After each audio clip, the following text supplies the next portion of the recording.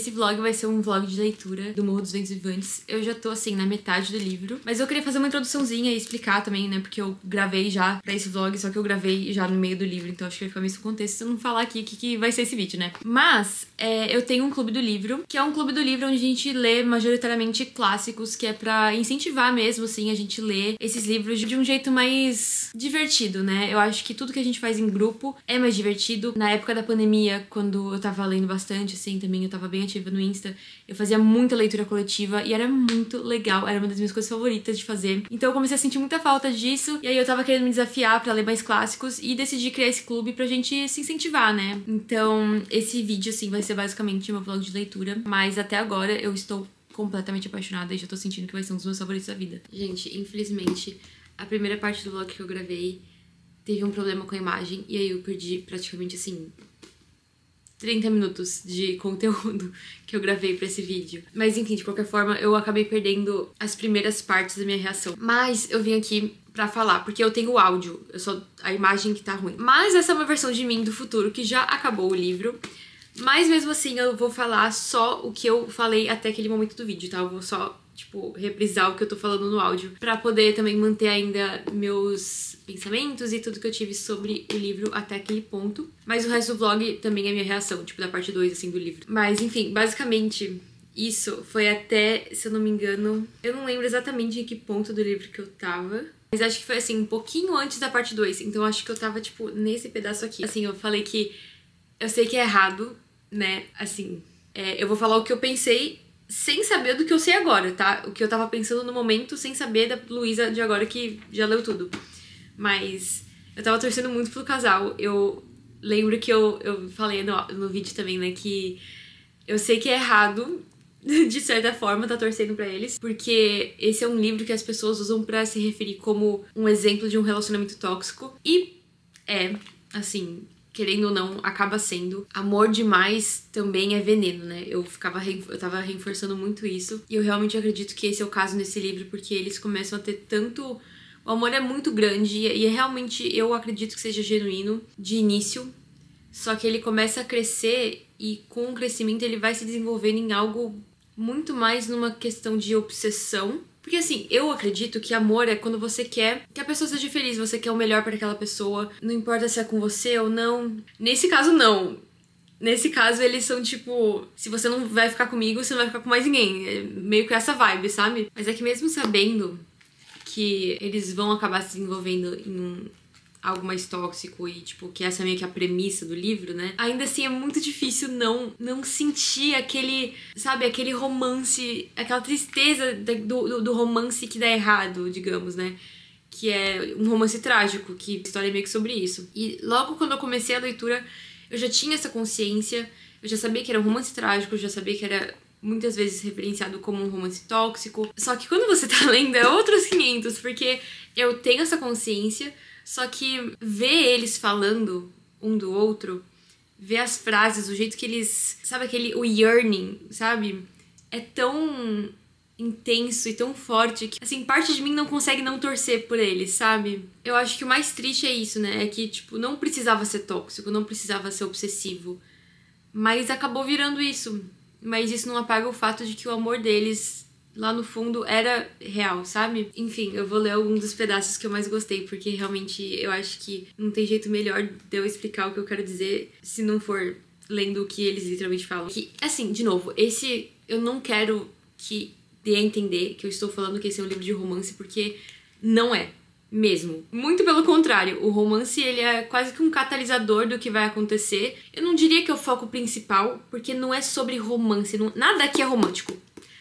Não é bonito, assim, eu digo que é bonito, mas a beleza que eu digo é em questão da escrita, do jeito que é trabalhado, do jeito que eles se referem a um outro, enfim. É complicado porque tem uma história de amor, mas ela não é romântica. Em nenhum momento eles são um casal. Eu digo romântico porque você percebe que eles se amam. E é uma coisa muito louca, assim. Vai além de qualquer coisa que eu já tenha lido. Eles se referem como sendo parte um do outro, assim. Eles falam que, tipo, a Cathy fala, o Heathcliff sou eu, sabe? E ela fala, né, a grande frase famosa desse livro, que é: ele é mais eu do que eu mesma, do que quer que sejam feitas nossas almas, a dele e a minha são da mesma. E eles, assim, vão referenciando isso e vão falando sobre esse tema deles serem a mesma pessoa ou feitas da mesma matéria durante a leitura inteira. Então, por isso que eu digo que também é muito mais uma obsessão do que realmente um amor, sabe? Porque, como eu disse, amor normalmente envolve outras coisas além do certo egoísmo que eles acabam tendo um pelo outro. Mas, assim, dito isso, uma das coisas que eu mais gosto em ler nos clássicos, quando tem esses tipos de relacionamentos, né, como eu disse, não é romântico, mas assim, tem uma dinâmica ali. É que é feito de uma forma tão linda. Eu não sei dizer o que tem de diferente aqui pra me fazer sentir tão intensamente o que tá acontecendo. Eu não sei se é a questão do período histórico também, mas assim, eu nunca fiquei tão envolvida como, por exemplo, eu fiquei lendo a carta do Darcy em Orgulho e Preconceito, sabe? Ou até no filme, quando ele vai ajudar ela a subir na carroça, sei lá, no negócio, e ele pega na mão dela e ela tá sem luva, e aí ele faz assim com a mão. Isso que é o yearning, sabe? E é isso que tá me pegando tanto nessa história, porque, tipo, eu sei que não é um romance, mas tem muitos desses elementos que me fazem ficar com muita dor no coração, porque eu sei que a história é trágica, eu sei que isso não tem como acabar bem, nunca teve como acabar bem desde o começo, tipo, ele já foi um relacionamento predestinado a falhar por todas as questões aqui. Eles falam que eles têm essa conexão de alma e eu acredito, sabe? É uma coisa que não tem como negar quando você tá lendo, é tão intenso. E o sentimento que é construído também aqui, ele é tão avassalador que ele consome o leitor, sabe? Você não consegue não entrar nessa história de cabeça, sabe? Não tem como ler isso aqui pela metade, sabe? Não tem como fazer essa leitura meia boca, porque ela te pega e ela te prende de uma forma que, assim, é indescritível. Eu tô entregue completamente pra essa história, pra esse livro, pra tudo. Só pra contexto, da primeira parte do livro até o capítulo 14, é o que eu vou falar nesse pedaço aqui. Falando dos personagens agora. Gente, impressionante como realmente não tem nenhum personagem bom. E não bom de qualidade de protagonista, mas de pessoa. Tipo, todo mundo aqui é ruim. Não tem como você gostar de ninguém. Todo mundo aqui... Não é nem que eles são moralmente cinzas, eles são ladeira abaixo, já, tipo, 100% na parte... Saiu do cinza, já tá no escuro, sabe? Porque, assim, além dos óbvios, né? Tipo assim, o Hindley, que é completamente racista e classista. Ou o Edgar, ele é racista com o Heathcliff. E ele acaba sendo um pouco trouxa também nos momentos, assim. Então, eu também me irrito com ele. Mas, assim, até dizendo de mim, de agora, né? Que já leu tudo e que já viu todos os personagens dessa história. Gente, não tem nenhum que se salva, mesmo. Assim, no começo eu tava gostando bastante da Cathy, porque algo que eu gosto muito também nos clássicos é ver personagens femininas que são disruptivas, sabe? Que elas vão contra o que a sociedade se espera de uma mulher daquele período. A Cathy, ela é, assim... No começo ela é rebelde, ela é selvagem, ela gosta de causar discórdia, ela gosta de fazer intriga, ela gosta de provocar. Ela é até meio moleca, assim, sabe? Ela é bem, tipo, wild, né? Ela se encaixa no ambiente onde ela está, né? No Wuthering Heights. Só que conforme ela vai crescendo, ela vai virando uma pessoa muito egoísta e manipuladora. Sempre foi, né? Mas assim, fica até mais claro quando ela já tá mais velha. Muito da maneira também que ela trata o Heathcliff, porque ela sabe o impacto que ela tem nele. E ela se aproveita disso, ela acaba fazendo ele meio de capacho às vezes, sabe, em alguns momentos. Não que ela não ame ele, mas ela acaba sendo um pouquinho egoísta em vários momentos. Então, até ela, que no começo eu tava gostando, ela perde, assim, o topo de personagens que estavam gostáveis. A Nellie também. A Nellie, muitas vezes, ela é fofoqueira e ela tem, sim, um preconceito, assim, com o Heathcliff. Ela acaba criando um carinho por ele em alguns pontos, só que... No fundo, gente, ela acaba sendo uma personagem de má índole em vários momentos, como vários personagens aqui. Então, realmente, não tem ninguém que se salve. Tem umas cenas aqui também com a Cathy e com o Heathcliff que, assim... A Cathy tá falando com a Nellie, né? Mais no começo, que o Edgar pediu ela em casamento e que ela falou que sim. E eu acho isso muito interessante também, porque isso mostra muito como a Nellie vê as coisas. Porque a Cathy fala, tipo, ele me pediu em casamento e eu quero que você me fale se eu estiver errada, tipo, antes de eu te falar a resposta, eu quero que você me fale o que eu deveria ter feito, me fala se eu tô errada, porque tipo, aqui e aqui eu sinto uma coisa, mas a minha atitude foi outra. Aí ele fala, tá, mas você ama ele? Aí ela, amo. Ela, mas por quê? Aí a Cathy vai dando várias razões, né? Ela fala, porque ele é bonito, porque ele é rico, porque ele me trata bem, porque não sei o quê. E aí ela fala isso perguntando se isso é razão boa o suficiente. E aí a Cathy tá falando, né? Porque ele é bonito, ela não é razão suficiente. Porque ele é rico, também não é bom o suficiente. Porque ele me trata bem. Aí ela, mesmo se ele te tratasse mal, você sabe que você ficaria com ele do mesmo jeito. E aí, então isso não é uma razão boa o suficiente. Ela vai falando tudo isso, aí depois tem um momento que ela fala assim: não, mas eu fiz isso por mim e pelo Heathcliff, porque casando com o Edgar, pelo ranking social que ele tá, eu consegui dar uma vida melhor pro Heathcliff também. E, né, uma vida financeira também. Eu tô fazendo isso pensando na gente, não sei o quê. Aí a Nelly fala naquele momento, tipo, todas essas razões até agora eu podia aceitar, mas essa aqui foi a mais estúpida que você já me deu. Então, tipo, isso mostra como a própria Nelly vê que a Cathy é, sim, egoísta. Eu achei muito interessante essa parte de, tipo, esse foi o stop-in, sabe? No momento que a Cathy deu um pingo de altruísmo, a Nelly já falou, não, essa aqui é a razão mais mentirosa que você me já deu até agora. Mas, enfim, aí o Heathcliff acaba só escutando essa porção da conversa e não escuta quando ela fala: ele é mais eu do que eu mesma, do que quer que sejam feitas as nossas almas, a dele e as minhas são a mesma. É aquela coisa da trope de falta de comunicação. Mas aí tem um momento que ele volta, aí ele volta rico, né? Tipo, ele volta completamente mudado, ele volta rico, educado, ninguém sabe como. E aí ele começa a frequentar a casa do Edgar pra ver a Cathy. E aí tem um momento que o Edgar já, tipo, fica poucas, porque a Cathy, esse momento que eu fiquei, tipo... Porque a Cathy e o Heathcliff começam a tirar sarro com a cara do Edgar. Falar, tipo... praticamente chamando ele de patético, que ele não tem chance nenhuma de, sabe, peitar o Heathcliff, basicamente. O jeito que eles falam, tipo assim, se o Heathcliff te dá um peteleco, você sai voando, sabe? Cala a boca, olha com que você tá se metendo. E eles vão tirando onda com a cara dele, na cara dura, na cara dele. E a Cathy também, que a Cathy, por sinal, tá casada com ele. Eu vou até ler o pedaço que ela fala. Peraí que eu vou traduzir, porque senão vai demorar se eu ficar traduzindo aqui diretamente. Se você não tiver coragem de atacá-lo, peça desculpas ou se deixe ser espancado. Isso corrigirá por fingir mais do valor que possui. Aí o Heathcliff também falou: Cathy, esse seu cordeiro ameaça como um touro. Está em perigo de rachar o crânio contra os meus dedos. Por Deus, Sr. Linton, lamento moralmente que não vale a pena derrubá-lo. Tipo, gente, é uma humilhação na cara dura.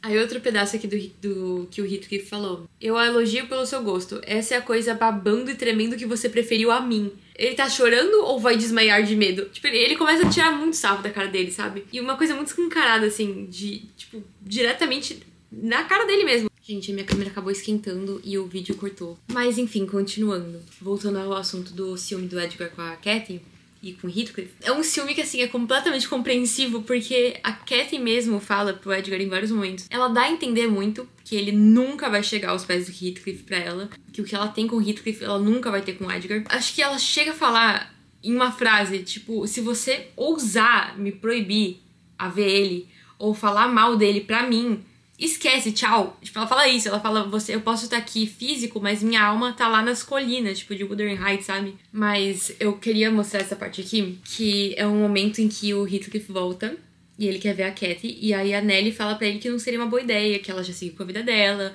que ela tá casada. Primeiro que, na página anterior, ele dá a entender muito fortemente que se ele soubesse que não iria machucar a Cathy, o Edgar iria de base, digamos, né? O Heathcliff ameaça ele.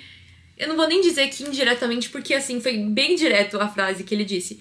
Ele basicamente fala isso, que ele fala: me diga com sinceridade se isso é algo que a Cathy iria sofrer grandiosamente com a perda dele. Porque esse medo, essa dor da perda, é a única coisa que, tipo, tá me segurando de não ir, né? O Edgar. Então, assim, tem vários momentos que dão uma pista, assim, de onde a história tá indo. Mas esse foi o momento em que eu lembro que eu vi e eu falei: ok, chegamos no relacionamento tóxico de verdade. Agora realmente a obsessão, assim, disparou. E agora que a gente tá começando a realmente ver, assim, o impacto que eles têm um no outro e como que aquilo consome completamente eles e faz com que eles fiquem cegos pra tudo a não ser os dois. Mas enfim, aí indo pra próxima página, que é onde eu marquei, a Nelly fala pra ele que a Cathy não sentiu falta dele, que ela seguiu com a vida dela, enfim. E aí ele responde: você acha que ela esqueceu de mim? Oh, Nelly, você sabe que não. Você sabe tão bem quanto eu que pra cada pensamento que ela dedica a Linton, ela dedica 1000 a mim. Aí depois, um pouquinho mais pra frente, ele fala: no entanto, fui um tolo em imaginar que por um momento ela valorizava o apego de Edgar mais do que o meu. Se ele amasse com todas as forças do seu ser insignificante, não poderia amar tanto em 80 anos quanto eu poderia amar em um dia. Ai! E aqui está Heathcliff pra vocês, gente. É isso aqui que eu tô falando, que, tipo, é difícil não se entregar pra esse, sabe? Olha o jeito que ele fala. Quem fala assim, gente? Tem um momento também, mais pro começo, se eu não me engano. O Hindley, ele vira um bêbado, né? Depois da morte da Frances. E eles têm um filho. E ele ainda é neném. E aí tem um momento que o Hindley tá com ele na mão. E aí ele tá bêbado e não sei o que. Aí ele acaba deixando o menino cair da escada. E na hora que ele cai, o Heathcliff tá lá embaixo. Ele pega o menino, né? Então ele não deixa ele cair no chão. O livro é narrado pela Nellie, né? Então ela que tá mostrando a perspectiva dela daquela situação. E ela fala que na hora que ele pegou, todo mundo meio que segurou a respiração, sabe? Não porque ele salvou, mas porque o Heathcliff salvou. Então foi tanto pelo fato dele ter salvo a criança, né? O filho do maior inimigo dele. Assim, a cena dá a entender que não foi algo que todo mundo achou, ai, que lindo. Foi mais uma tensão. Parte do fato deles terem segurado a respiração também foi porque na hora que ele tava segurando, a Nellie até fala que ela ficou esperando o momento que ele fosse pegar o menino e bater com ele na parede, sabe? Pra, tipo, terminar o trabalho. Foi um momento meio conflitante, assim, pro Heathcliff, de ter salvado uma criança inocente, mas ao mesmo tempo ter perdido uma chance de vingança, que é ver o Hindley sofrer. E é muito sobre isso, sabe? Eu vou entrar mais nesses assuntos mais pra frente, mas, assim, foi aqui que eu percebi que o Heathcliff, ele tá indo pra um caminho que não importa o que aconteça, não importa com quem aconteça, se causa dor a ele, ao Hindley, ele tá feliz com isso. E não só dor ao Hindley, mas assim, a vingança dele vai muito a fundo, ele fica consumido por essa vingança, então deixa de ser algo pela justiça e vira algo pelo ódio, sabe? Eu tava conferindo o conteúdo perdido, então vamos pro que eu consegui salvar da minha reação da primeira parte. E aí depois eu volto aqui e falo mais do pedaço que veio depois disso que eu perdi. Então assim, tudo isso que eu falei é anterior ao que eu vou falar agora com o moletom azul. E aí depois eu volto pra falar o resto que eu perdi, tipo, da imagem. Gente, meu Deus. O capítulo 1 do volume 2 acabou comigo. Não sei nem o que dizer, sério. Toda a cena deles dois, né, que o Heathcliff foi ver a Catherine, é muito trágico. Tipo, acho que eu só senti isso quando eu li Romeu e Julieta. No final, né, que todos nós sabemos o porquê que é trágico. Mas aqui também é, tipo, é muito triste porque é muito trágico. É muito potencial perdido, sabe? O jeito que eles falam. Essa parte aqui eu fiquei, tipo, caraca, eu acho que é isso, sabe? É isso que deixa tudo tão intenso, assim. E é isso que diferencia eles dois de, sei lá, um casal normal, sabe? A Catherine tá morrendo nos braços do Heathcliff. É quase como, né, um último encontro dos dois. Tem uma hora aqui que ele abraça ela e aí a Nellie acha que talvez ela tenha desmaiado ou alguma coisa assim. E aí ela vai, né, lá pra ver se a Catherine tá bem. Ela descreve que ele começou a agir, tipo assim, arranhar. E ela descreve ele como espumando pela boca, como um cachorro louco, né, um cachorro raivoso. E que ele pegou ela e ficou segurando ela, assim, contra ele com um ciúme egoísta, né? Tipo, ele pegou ela só pra ele, assim. E aí ela fala, naquele momento eu não senti que eu estava na companhia de uma criatura da minha própria espécie. E aparecia como que se eu conversasse, né? Se eu falasse com eles, eles não iriam me entender. Eu acho que esse é o momento que mais descreve essa cena toda. Tipo, tudo que aconteceu aqui, porque o livro todo é descrito, né? Que eles têm uma linguagem deles mesmos, assim. Eles se comunicam por olhares, eles se entendem num nível até espiritual. E nessa cena, assim, deu pra sentir muito isso. E a própria Nellie fala que ela começou a se sentir desconfortável de estar lá, porque ela se sentiu uma intrusa. E é uma bomba, porque isso acontece e a gente sabe que ela tá mal, mas a gente não sabe por que ela tá mal. É descrito como se ela tivesse morrido, assim, que ela tá sofrendo de um coração quebrado, né? Tipo, do estresse emocional que ela tava passando. Fica meio que implícito que o Heathcliff vai voltar pra ver ela mais uma vez, porque depois o Edgar voltou e tal, ele teve que ir embora. E aí no capítulo 2... já começa falando a Catherine, que ele é o cara,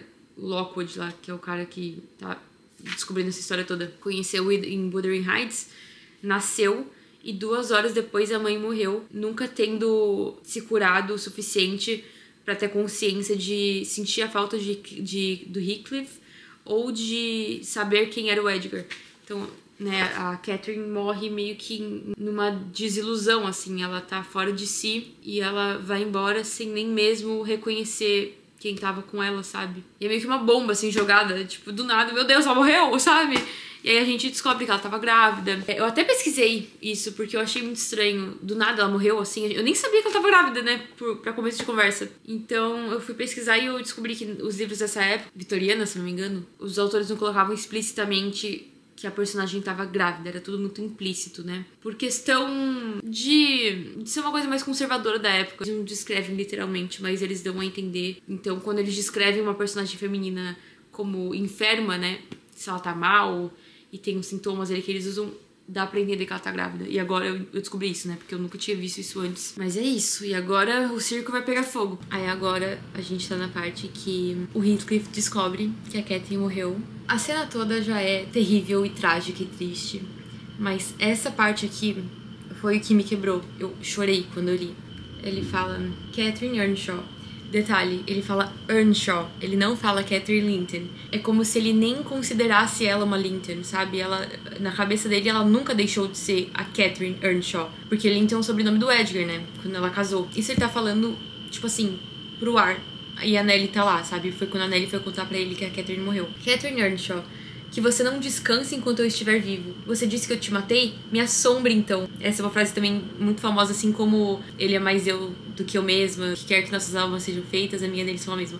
Tipo assim, tá no mesmo ranking das frases famosas de Morro dos Ventos Vivantes. Os assassinados assombram seus assassinos. Eu acredito. Eu sei que fantasmas vagam pela terra. Esteja sempre comigo. Arrume qualquer forma. Me deixe louco. Só não me deixe nesse abismo onde não posso te encontrar. Oh, Deus. É intolerável. Eu não posso viver sem a minha vida. Eu não posso viver sem minha alma.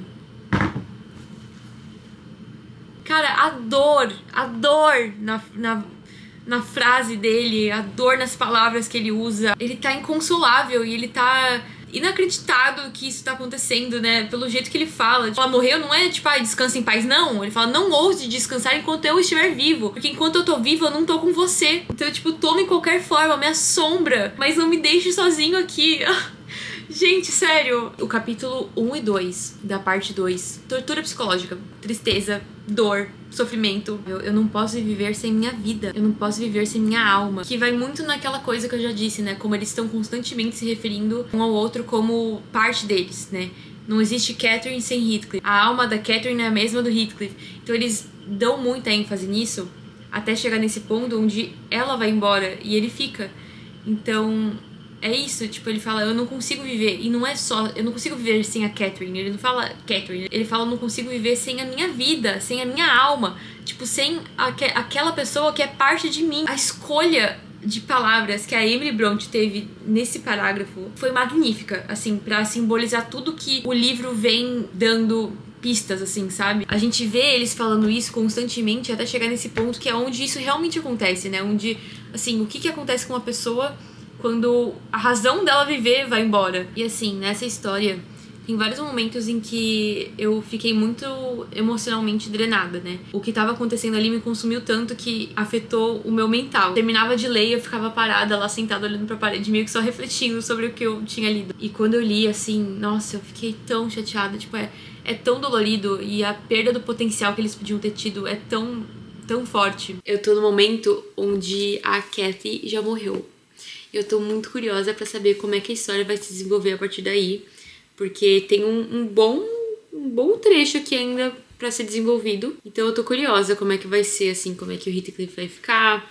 Eu tenho uma suspeita que agora vai ser um negócio meio, tipo, ela vai começar a assombrar o Heathcliff, né? Porque quando ela morre, ele fala, me assombra, sabe? Faz qualquer coisa, mas não me deixe. Então eu acho que isso vai acontecer. E também porque no começo do livro ela aparece, né? O fantasma dela literalmente aparece. Então, assim, eu acho que vai pra esse caminho, assim, um negócio mais... uma pegada meio terror, sabe?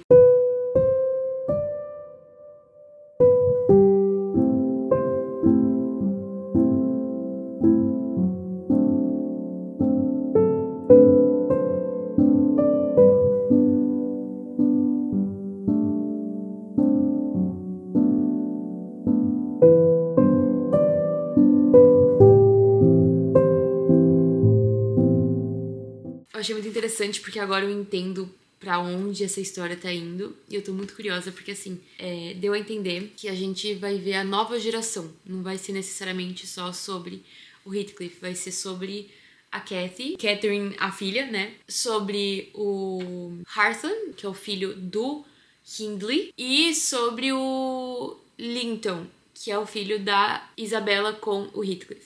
Então vai ser meio que padrões se repetindo e a história acontecendo de novo. Então, assim, a Catherine, que é toda educada, ela é né, ela é criada de um jeito diferente que o primo dela, o Harton. Eu acho que é Harton que fala, não sei se fala assim. E agora também com o Linton, que é o primo dela, outro primo, né? Algo que eu achei interessante também é que agora que ele voltou pra morar com o tio, né? Pra morar com o Edgar, ele... Assim que ele chegou, o Heathcliff já foi lá, mandou o Joseph buscar ele pra levar pra ele, porque ele é o pai, né? Mas assim... 13 anos da vida do menino, onde é que você tava, meu senhor? Então você vê que esse tempo todo, tudo que acontece parece que o Heathcliff sempre tá um passo à frente, né? Na questão de vingança. Então, eu tava muito curiosa também com isso, porque eu fiquei pensando, será que ele vai usar o próprio filho como uma ferramenta de vingança, sabe? Mas tá, assim, tá indicando que sim. Eu acho que vai pra esse caminho mesmo, porque ele nunca esteve presente por 13 anos na vida do menino, nunca teve interesse nenhum. E agora que ele volta, agora que ele tá com interesse, estranho. Principalmente considerando o fato de que a Isabela quis que o filho dela ficasse com o irmão, né? Com o Edgar. Tô com medo de onde essa história vai ir. Quando a Kathy, né, a filha, foi pra Wuthering Heights, ela teve um interesse ali pelo Harton. Então eu tô pensando, será que vai rolar alguma coisa assim? Porque o Edgar, pai dela, vai abominar essa ideia, né? Ele não quer que ela tenha nenhum envolvimento com aquele lado de lá. O Edgar fala, né, que não é pra falar pra Kathy do que tá acontecendo, porque a partir de agora ela não vai poder ter nenhuma associação mais com o Linton. Então, assim, que loucura, porque esse ódio que ele tem pelo Heathcliff vai no nível dele completamente deserdar, assim, abandonar o próprio sobrinho, né, que ele tava prestes a tomar como um segundo filho. Eles acabaram de chegar em Wuthering Heights e a primeira coisa que o Heathcliff falou foi... Ele achou que ela não ia trazer ele e que ele teria que fetch a propriedade dele. Ele se referiu o filho como propriedade. Eu tô com dó desse menino, eu tô com medo do que vai acontecer com ele aqui. Realmente, o que eu tava achando que ia acontecer e desejando que não acontecesse, tá acontecendo. Que é o Heathcliff demonstrando zero interesse pelo filho, além de um instrumento pra vingança dele, né? A primeira coisa que ele fala, né? Primeiro que ele se refere ao filho como propriedade. Segundo, que ele fala com pura ironia, tipo, nossa, que rapaz belo, hein? Que sorte a minha de ter um filho desse, sabe? Foi meio que uma coisa assim, chamando o menino de, tipo, cadê a minha parte em você, sua galinha medrosa? Ele falou, tipo, isso pro menino, né? Que ele descreve o menino falando que ele é praticamente a cópia da mãe. A mãe na qual o Heathcliff odiava. Eu tô sentindo que ele vai fazer a mesma coisa que ele fez com o Harton, que ele usa o Harton como uma extensão do Hindley pra ser punido. E agora eu acho que ele vai se vingar da Isabela usando o próprio filho. Então, assim, preocupante, né? Porque você vê que ele tá realmente cego por vingança, porque ele não tá nem se vingando das pessoas que, não que mereciam, mas que nos olhos dele mereciam a vingança dele, né? E agora ele tá abusando de crianças, literalmente, né? De crianças inocentes. Ele acabou de chegar lá, né? Conheceu o pai, e além do pai insultar ele de várias maneiras diferentes, ele falou, tipo, você sabe quem eu sou? Aí ele falou, não. Aí o Heathcliff falou, você é meu filho e eu vou te dizer, sua mãe é uma... Gente, eu tô chocada com o uso de palavra nessa frase, mas ele falou, sua mãe é uma, tipo, slut. Só que eu não sei se eu posso falar essa palavra no YouTube, mas, tipo assim, uma prostituta wicked. Tipo assim, ela é uma prostituta malvada, assim, tipo, horrorosa. Essa página aqui... Eu tive muito o que falar. O filho dele, né, é um Linton. Então, que ele pode acabar herdando as terras dos Lintons. É uma forma de estender a vingança, né? Eu até escrevi que é como se ele quisesse uma vingança eternizada. Então, ele quer que as próximas gerações também sintam a vingança dele. Então ele falou que ele quer ver o triunfo de ver o meu descendente ser o lorde das propriedades deles. E o meu filho vai contratar os filhos deles pra trabalhar pra ele. Você vê bem aquele rancor, né, da situação do Hindley ter feito ele de criado depois que o pai deles morreu. E ele fala, essa é a única consideração em que me faça aguentar esse moleque. Eu o desprezo por ele mesmo e eu odeio ele pelas memórias que ele revive. Nossa, eu cheguei numa parte agora que eu escrevi tanto. Não sei se eu mostrei ele, mas ele é um diário de leitura lindíssimo. Olha isso. Ele é tipo como se fosse um livro mesmo, sabe? Aí eu faço as minhas resenhas aqui dos clássicos que eu leio, né? Tipo aqui, esse eu deixo só pros clássicos ou os livros do Clube do Livro. É muito legal, porque aí eu coloco, tipo... as capas dos que eu já li. Eu preciso atualizar, na real. Aqui eu tenho as resenhas, com as capinhas e tudo, fica muito bonito. Aí aqui eu vou escrevendo tudo que eu tô pensando e achando do livro. E essa parte toda, tipo, essa parte de baixo aqui, mais isso aqui, foi tudo por conta de um parágrafo. Esse livro, ele tá me trazendo tantas reflexões. Olha como ficou a página. Ela tá toda marcada, escrita.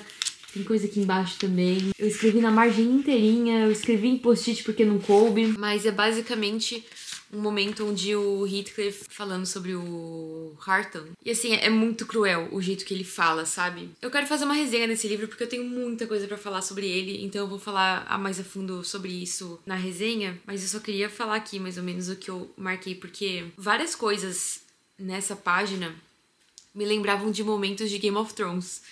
E só pra mostrar que Game of Thrones também é, tipo, a série mais incrível que já feita no mundo. Aqui ele fala sobre o Harton, né, que, tipo, o Heathcliff simpatiza com o que ele tá sentindo, porque ele mesmo já sentiu essas coisas. Mas ele nunca fala isso de uma maneira empática, é sempre de um jeito meio se vangloriando, sabe?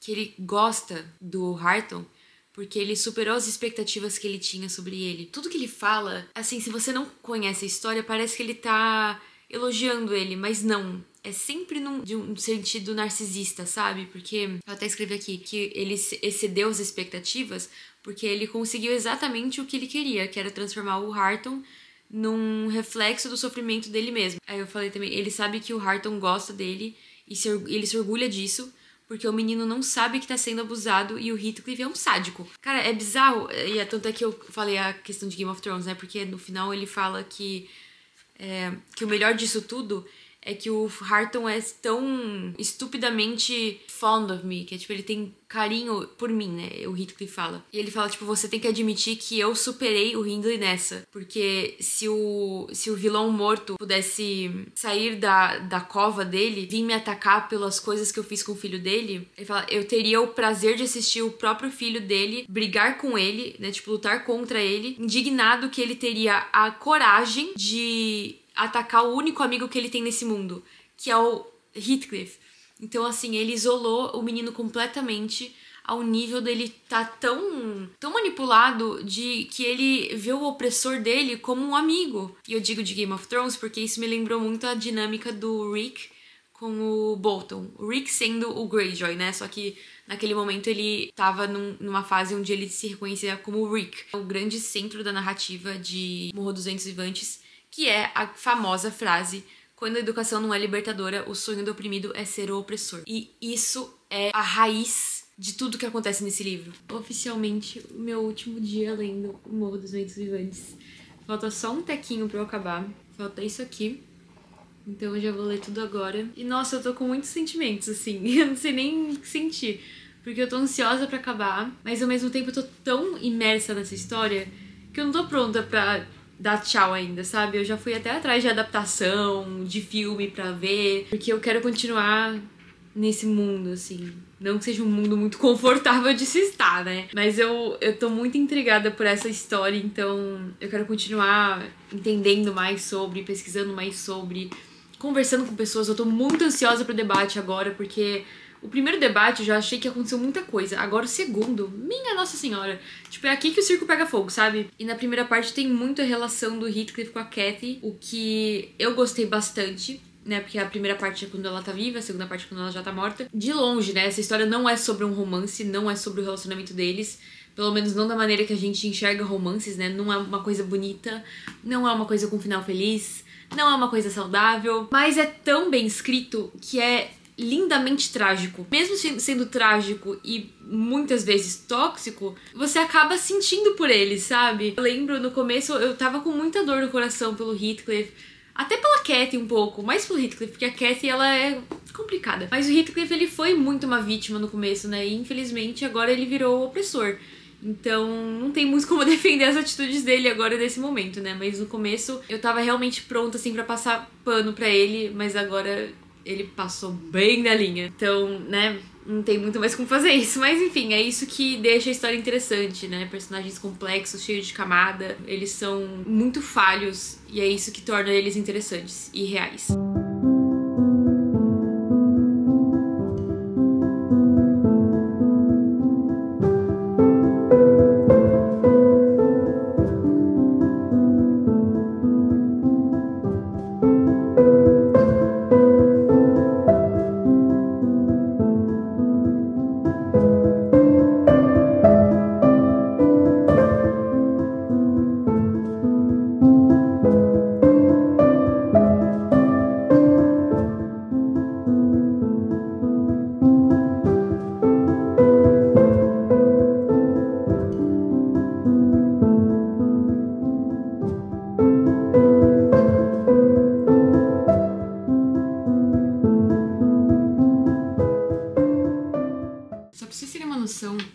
post-it que eu uso pra vingança, ódio e conflito acabou.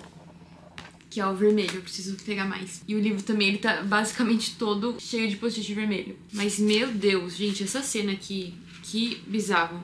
Dá pra ver que o Heathcliff, ele tá, assim, ele tá completamente perturbado, assim. Ele perdeu completamente as estribeiras. É chocante, assim, de ver. Essa cena, ela foi muito violenta. Ele bateu na Cathy de um jeito que é descrito que depois ela botou a mão na cabeça pra ver se as orelhas dela ainda estavam lá, de tão forte que foi a agressão, né? E é muito tensa essa cena, porque dá pra ver que é uma pura manipulação, né?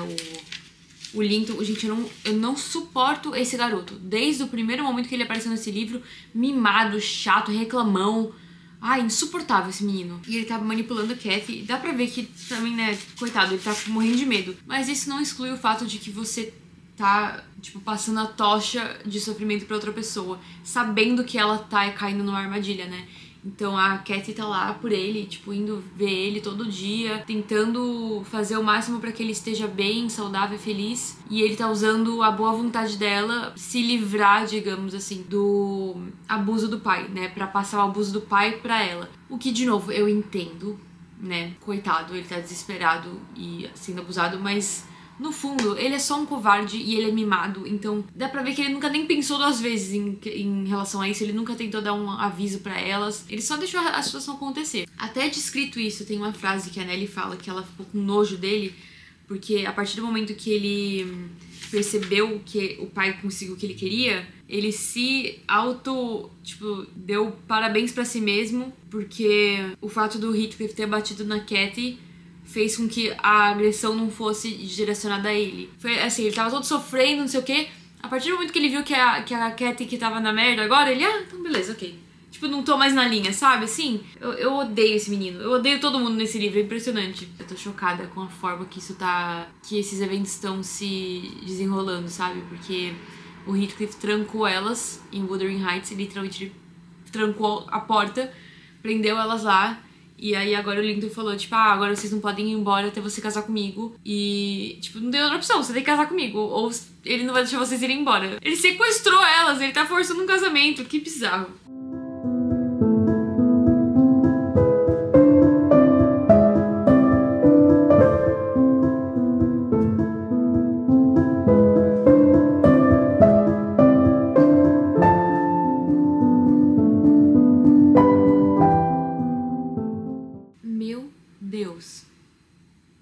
Chegamos num momento onde tá mais que concretizado que o amor do Heathcliff não é um amor, é uma obsessão que ele tem pela Cathy. Porque isso aqui foi muito macabro. Ele basicamente fez o coveiro abrir a cova dela e ele fala isso sorrindo. Tipo, como se fosse a coisa mais natural do mundo. Ele abriu a cova dela, ficou olhando pra ela no túmulo, tipo, meio hipnotizado, assim, e subornou o coveiro a, quando ele morrer, ele abrir a lateral do túmulo da Cathy pra juntar com a do Heathcliff, pra eles virarem uma coisa só. Tipo, serem enterrados juntos. Mas não juntos, tipo, sabe, um do lado do outro. Tipo, juntos, literalmente. Pra eles virarem uma coisa só. A autora reforça muito essa ideia do Heathcliff e da Cathy serem a mesma coisa, sabe? Serem feitos da mesma matéria, terem a mesma alma. E no começo eu achava até que bonito. Quando a Cathy fala a frase que é "He's more myself than I am. Whatever our souls are made of, his and mine are the same." Eu acho que é isso. Quando eu li essa frase, inicialmente, eu achei muito bonito. Eu achei até, sabe, nossa, né? Se você pensa nesse quote se aplicando a pessoas que realmente se amam genuinamente e de uma forma pura, é bonito. Só que conforme você vai lendo, essa imagem que é criada deles serem uma coisa só fica muito macabra. Esse pedaço aqui só concretizou isso e me deixou em choque. Também uma coisa que me tirou do sério, que assim, a gente vê o Heathcliff fazendo atrocidade atrás de atrocidade, mas esse momento me deu tanto ódio, eu fiquei com tanto ódio, que é quando o pai da Cathy, né, o Edgar, tá morrendo. A Nellie fala pra ele os planos do Heathcliff, né, que o Heathcliff quer que a Cathy case com o Linton para as propriedades que vão ser herdadas pela Cathy fiquem pro Heathcliff no final das contas, porque o Linton vai morrer. E aí ele chama um advogado pra mudar o testamento, pra que ele mude as terras, né, pra não ficarem pra Cathy e ficar pra outra pessoa, E quando ela precisar, aí muda pra ela, enfim. Aí, né, ele morre, que me deu muita raiva, porque, tipo, ele morreu porque o advogado falou que ia vir só no dia seguinte. E ele morre naquela mesma noite. Então, por conta de uma noite. E aí depois a gente descobre que o Heathcliff meio que subornou o advogado a não ir pra casa dele, pra ele não chegar a tempo pra mudar o testamento. Então, assim, ele sempre tá um passo à frente. É impressionante. Ele é muito calculista. Algo tem que acontecer, não é possível. Não é possível que o Heathcliff vai se safar de tudo isso, sabe? Só que ele já fez tanto estrago que mesmo que ele seja punido, todo o rancor que ele despejou em todas essas pessoas vai se propagar por muito tempo.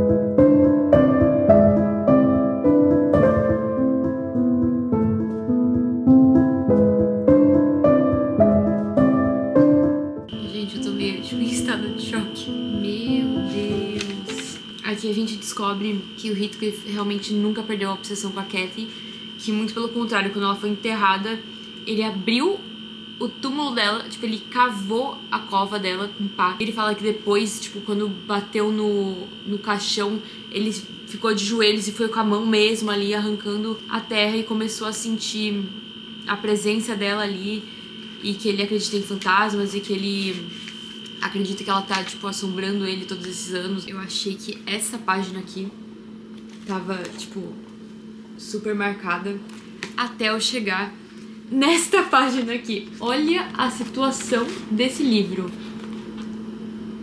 Tipo assim, não sobrou nenhum centímetro de espaço pra eu escrever mais. Eu escrevi em todas as margens, nos post-its e, tipo, eu já não tinha mais onde encaixar o post-it, porque normalmente eu coloco em parágrafos onde eu não marquei nada, né? Onde não tem nada necessariamente relevante com o que eu tô falando aqui. Mas assim, todo o resto que tá marcado é importante, eu não posso colocar nada em cima, sabe? Eu gostei muito do começo do livro, eu acho que eu tava gostando mais da leitura do começo, por não ser tão pesada quanto tá sendo no final. Não que o começo seja leve, então assim, isso já é dizer muito. Eu tenho tanto pra falar sobre essa segunda metade, e assim, tem muitas reflexões morais, do sentido da vida, de até que ponto amor é veneno e até que ponto amor não vira uma obsessão. Como eu já disse, né, que é muito reforçado o fato de que a Cathy e o Heathcliff são uma pessoa só, que eles só existem quando o outro existe. Isso é muito reforçado ao longo do livro. E uma coisa que eu escrevi é que a Bronte não romantiza eles, ela mostra o que acontece quando o amor vira uma obsessão, que consome tudo, até a própria identidade de quem ama. Então isso eu acho que é um dos pontos principais que eu vejo, principalmente em relacionamentos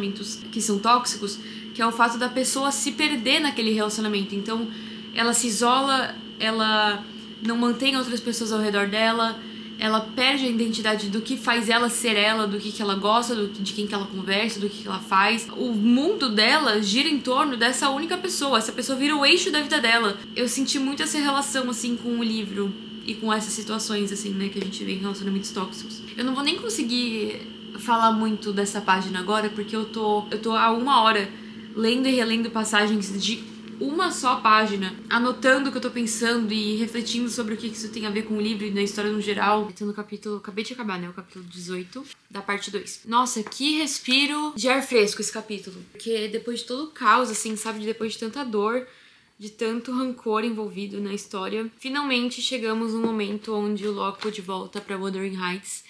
E ele percebe que a atmosfera tá mais leve, tem alguma coisa diferente ali. Ele vai pra casa em Wuthering Heights, vê a Cathy com o Harton sem brigar, ela ajudando ele a ler. E aí ele já começa a sentir algo diferente, eles já estão mais amigáveis ali. E a gente descobre que o Heathcliff morreu. Faz 3 meses que ele morreu. Agora quem é dona da propriedade é a Cathy. E ela tá com o Harton, que eu achei muito fofinho. Eu acho que os dois mereciam, sabe, estar juntos. Eu acho que eles precisavam um do outro. Depois de tanto abuso e dos dois serem vítima dos pecados dos pais, né? Eles não tinham nada a ver com essa história, mas eles que sofreram as consequências. E aí eu achei muito fofinho, porque no final do capítulo termina com Nellie falando que a Cathy queria ter alguém pra amar e o Harton queria ser amado. Então, no final das contas, os dois conseguiram o que eles tanto queriam. E ela fala que ela vai ser a mulher mais feliz na Inglaterra no momento que eles casarem. Eu achei isso muito fofo. Eu nem acredito, mas acabou de dar meia-noite e eu finalmente acabei Morro dos Ventos Vivantes. E, meu Deus, eu tô, assim, sem palavras. Eu achei o final bem legal. Eu achei que aconteceu algo que eu não tava esperando, que era a quebra do ciclo, que nem aquela frase que eu falei que representa esse livro. Quando a educação não é libertadora, o sonho do oprimido é ser o opressor. Nesse caso, a educação foi libertadora pra Katie e pro Hareton. E no final do livro fala que eles vão casar no ano novo, né? E aí eu até coloquei que a relação dos dois encerrando as mágoas do passado e dando abertura pra algo novo. Tem todo um símbolo, né? Por eles estarem casando no ano novo. Mas eu tô muito cansada. Eu não vou conseguir falar o que eu quero falar sobre esse livro agora. Só vou falar que eu amei. 5 estrelas, favoritado. Entrou na lista de um dos meus favoritos da vida, com certeza. Eu tive muitas emoções com esse livro. Foi realmente uma montanha-russa de emoções. Eu tô muito feliz que eu li ele. E eu tô muito animada pra discutir depois com todo mundo. Mas é isso. Depois eu venho aqui fazer uma resenha. Eu provavelmente vou fazer um vídeo só de resenha, porque esse vlog deve ter ficado gigantesco, porque eu falei muita coisa. Mas é isso, gente. Vejo vocês, então, quando eu fizer a resenha do livro.